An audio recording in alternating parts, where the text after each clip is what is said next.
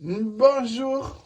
Aujourd'hui, on va faire une pizza dans un four traditionnel grâce à une pierre à pizza. Dans un verre, on met 70 grammes d'eau tiède, un demi-cube de levure fraîche de boulanger. Puis, dans un saladier, on met 90 grammes de farine complète ainsi que 310 grammes de farine normale. On y met aussi une cuillère à café bombée de sel.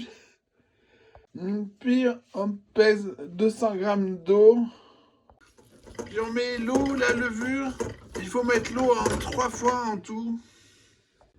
Voilà, j'ai mis l'eau en 3 fois en mélangeant bien à chaque fois. Moi, je fais ça avec une spatule, mais si vous avez un robot, il faut que la pâte soit homogène.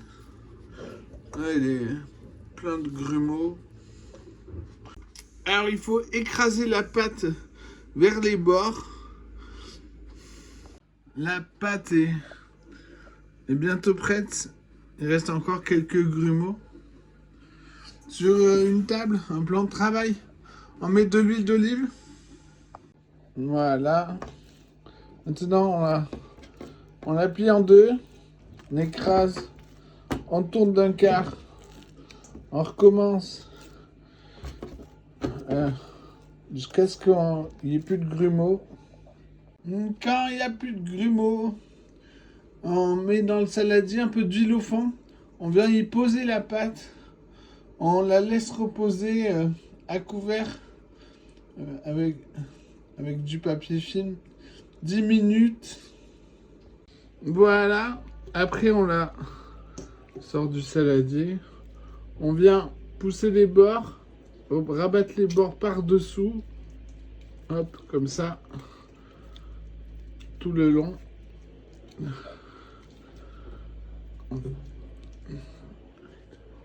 Voilà, maintenant on la repose. On met de l'huile de tout partout. Maintenant on met au frigo à reposer 2 jours.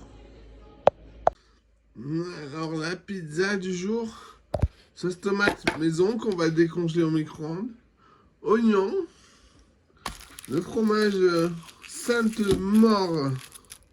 Sainte-Maure, c'est sous différentes marques. C'est un fromage de chèvre qui a autant de saveur que le picodon. Néanmoins, c'est pas les mêmes, mais c'est un bon substitut. Et de l'emmental. On coupe la bûche de chèvre finement en rondelles. On va prendre un fromage, une bûche de 200 grammes par pizza. On les laisse séparer. On met la pierre à chauffer 1 heure avant le service. Il faut que le four se chauffe. Il doit être au maximum, le four. Il faut qu'il chauffe une demi-heure la pierre.